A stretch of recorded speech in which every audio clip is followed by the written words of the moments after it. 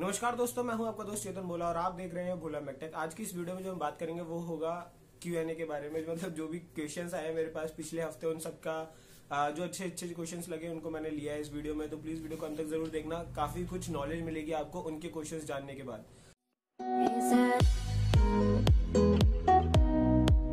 तो सबसे पहले जो क्वेश्चन आ रहा है वो आ रहा है शाह आलम की तरफ से। इन्होंने पूछा है रिड्स कार में टैपेड सेटिंग होती है कि नहीं। देखो, चाहे सबको बताना चाहता हूँ कि जिसमें भी आईसी इंजन होगा, जिसके अंदर भी वॉल्व होंगे, जिसके अंदर भी रॉकर आर्म होगी, उसमें टैपेड सेटिंग करनी होती है। तो ऐसा कुछ नहीं है कि इस गाड़ी में होती है या फिर नहीं होती है। सारी गाड़ियों में जिसमें भी आपके टैपेड रॉकर आर्म लगी होती है तो उसमें आपको टैपेड सेटिंग करनी ही होती है। और ऑलमोस्ट सारे इंजनों के अंदर ये लगे ही होता है। तो अगला जो क्वेश्चन है वो मेरे को इंस्टाग्राम पे आया था देवेंद्र की तरफ से। इन्होंने पूछा, भाई मेरे पास सीएनजी गाड़ी है, पेट्रोल पे करता हूँ तो चालू रहती है, जब मैं गियर में डालू तो झटके मार के बंद हो जाती है। Please reply. सीएनजी पे अच्छी चलती है। तो ऐसा कई बार मेरे पास क्वेश्चन आएगी, सीएनजी पे गाड़ी कई बार अच्छी चल रही है लेकिन पेट्रोल पे अच्छे से नहीं चल रही है। तो देखो, पेट्रोल और सीएनजी में क्या क्या फर्क है। जब आप पेट्रोल पे स्विच करते हो तो आपका एक इंजेक्टर काम करने लग जाता है जो फ्यूल को इंजेक्ट कर रहा होता है अंदर। और उसके बाद क्या होता है कि फिर स्पार्क प्लग तो दोनों के लिए कॉमन है ही है, लेकिन इंजेक्टर के अंदर एक चीज और कॉमन है जो कि है आपका पीछे पंप, जो कि पंप कर रहा है फ्यूल को इंजेक्टर तक। अब सीएनजी जो होती है, सीएनजी में इंजेक्टर का कोई काम नहीं है, पंप का कोई काम नहीं है। तो अगर आपको देखना है कि आपके सीएनजी से सही चल रही है, पेट्रोल से सही नहीं चल रही है, तो इसका सबसे बड़ा रीजन यही हो सकता है कि ये जो दो चीजें, इंजेक्टर और पंप, इनमें कुछ ना कुछ गड़बड़ी होगी, इसी वजह से पेट्रोल पे मिसिंग कर रही है गाड़ी। तो इसका मतलब आपको सबसे पहले चेक करना है। और इनके अंदर जो निकला था कि फ्यूल पंप में ही प्रॉब्लम थी, देवेंद्र ने चेक कराई थी उसके बाद। तो गुरु 5793 इनका मेरे पास इंस्टाग्राम पे कमेंट आया, वो आया डीएम आया, उसमें बताता हूँ क्या लिखा है। भोला भाई, एक क्वेश्चन है, प्लीज आंसर देना। मुझे ऑटोमोबाइल से बहुत बहुत प्यार है और ये बताइए कि अगर मैं इसकी अच्छी खासी नॉलेज गेन कर लेता हूँ तो फ्यूचर में इसका क्या स्कोप है। मैं बीटेक मैकेनिकल स्टूडेंट हूँ, इसकी नॉलेज लेना मेरे लिए क्या हेल्प करेगा फ्यूचर में इंडस्ट्रीज में। देखो, किसी भी चीज की नॉलेज लोगे तो आपका मतलब ये है कि आपको उसी इंडस्ट्री में जाना और उस इंडस्ट्री के अंदर ग्रो करना, कैसे आप एक एंड लेवल पे पहुंचेगे। देखो, दो तरह की उसमें ये होती है। अगर आप इंजीनियरिंग करते हो तो आप इंजीनियरिंग के थ्रू R&D डिपार्टमेंट और उसके ऊपर हेड सीनियर हेड बनते चले जाओगे, और उसके लिए आपको एक अप्रोप्रिएट पढ़ाई भी करनी होती है। ऐसा नहीं कि आप बस बीटेक करके आप लग जाओगे उसमें आराम से। तो पहले अगर आप अच्छी जैसे मारुति वगैरह में जाना चाहते हो तो पहले वो कुछ एक्सपीरियंस मांगते हैं, वो गेन करो, फिर आप उसमें जाके लगो, उसके बाद फिर अंदर ही अंदर प्रमोशंस हो तो आप पहुंच सकते हो अच्छे लेवल पे। लेकिन उसके लिए भी आपको एक कम से कम उसके बाद आपको एमटेक करनी पड़ सकती है, जिसकी वजह से आपको प्रमोशंस मिले। तो ये कुछ है। लेकिन उसके बाद दूसरा जो इंजीनियरिंग करने के बाद दूसरी जो चीज कर सकते हो वो आप उसमें मैनेजमेंट साइड पे जा सकते हो, फिर आपको एमबीए वगैरह करनी पड़ेगी, फिर उसके बाद प्रमोशंस होंगे। लेकिन अगर आप कोर टेक्निकली रहना चाहते हो तो फिर R&D और यही सब आपके लिए मेन चीजें रहती है। प्रोडक्शन लाइन वगैरह में भी लग सकते हो आप, लेकिन मेरे हिसाब से वो इतनी ज्यादा इंटरेस्टिंग नहीं होती है। बाकी आपकी मर्जी है, आप किस में जाना चाहते हो। तो इसका स्कोप यही है कि आपके पास अभी तो बहुत सारी जो ऑटोमोटिव इंडस्ट्री है वो ग्रो कर रही है, इस टाइम पे बहुत ही ज्यादा ग्रो कर रही है, क्योंकि हर कोई इलेक्ट्रिक कार बनाने लग गया है, इलेक्ट्रिक स्कूटीज बनाने लग गए हैं। तो मतलब ये नहीं है कि सिर्फ मारुति वगैरह ही बना रही है, इसके साथ बहुत सारी छोटी छोटी कंपनियां जो है वो स्टार्ट हो गई है जो कि इलेक्ट्रिक के ऊपर चीजें करने लगी है। तो इसका मतलब हमारे लिए बहुत ज्यादा स्कोप बढ़ चुका है।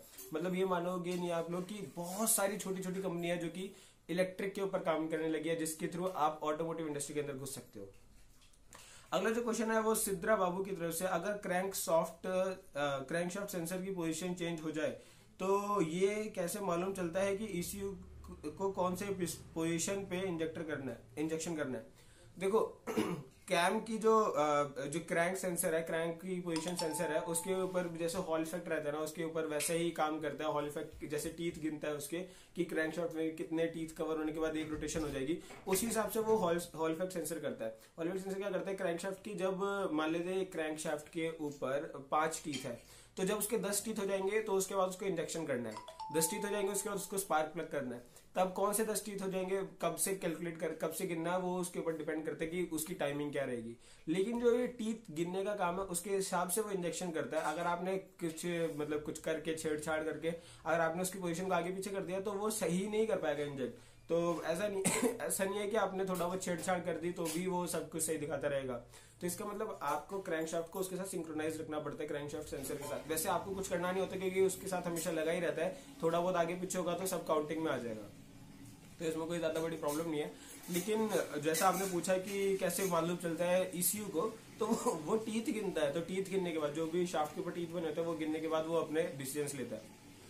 अगला जो क्वेश्चन है वो है प्रियांक करोतिया की तरफ से। इन्होंने पूछा है मोस्टली स्टार्टर मोटर किस किस टाइप की बाइक में यूज होती है और क्यों। देखो, बाइक में स्टार्टर मोटर यूज करने का सिर्फ एक ही पर्पस था कि वो सेल्फ स्टार्ट हो जाए, उसको आपको किक ना मारनी पड़े। तो किक ना मारनी पड़े इसलिए सेल्फ स्टार्ट आई। तो वो किसी भी बाइक में लग सकती है, ऐसा नहीं कि स्प्लेंडर में नहीं लग सकती, ऐसा नहीं कि बुलेट में नहीं लग सकती, सब में लग सकती है स्टार्टर मोटर। यहाँ तक कि अब गाड़ियों, इतने बड़े बड़े इंजनों में लगने लगी, छोटे छोटे इंजनों में भी लगा सकते हो आप। लेकिन छोटे इंजन में उसको चलाने के लिए बहुत हल्का फोर्स लगाना पड़ता है किक के थ्रू, इसलिए उसमें स्टार्टर मोटर लोग नहीं लगाते हैं।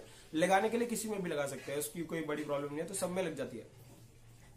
अगला जो क्वेश्चन है वो आया है ZDI आदित्य की तरफ से। इन्होंने पूछा है कि मैं प्रॉब्लम बताता हूँ कि भाई मैंने गाड़ी में कूलेंट चेंज किया, उसके बाद से कूलेंट लीक हो रहा है।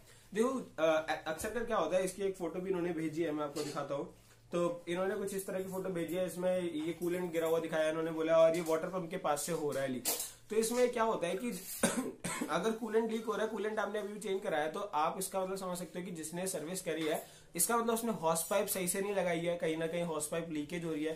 क्योंकि हॉस पाइप के साथ हॉस क्लिप भी लगती है, हॉस क्लिप सही से नहीं लगी हो सकती है। हो सकता है कि जो हॉस पाइप है वो खराब हो गई और उसने ऐसे ही चिपका दिया जल्दी में। तो इसलिए जो सर्विस कराने के बाद अगर प्रॉब्लम्स आती है तो सर्विस वाले के एंड से ही होती है। तो आपको उसको जाके बोलना पड़ेगा कि भाई इसमें आपने कुछ कमी छोड़ दी है जिसकी वजह से ऐसा हो रहा है। तो वैसे यूजुअली ऐसा होता नहीं है कि कूलेंट कम होता जा रहा है, खुद ही लीक करने लग गया है, उसके अंदर कहीं ना कहीं हॉस पाइप कहीं ना कहीं लीकेज है। तो आज की वीडियो में यही कुछ क्वेश्चंस थे। उम्मीद करता हूँ वीडियो पसंद आई होगी। अगर वीडियो अच्छी लगी हो तो प्लीज वीडियो को शेयर करना अपने दोस्तों के साथ, और चैनल को सब्सक्राइब नहीं किया तो प्लीज चैनल को सब्सक्राइब कर देना। धन्यवाद दोस्तों मेरी वीडियोस को देखने के लिए। मेरी वीडियोस को देखते रहिए, शेयर करते रहिए, सब्सक्राइब करते रहिए। बस इतना ही। धन्यवाद दोस्तों।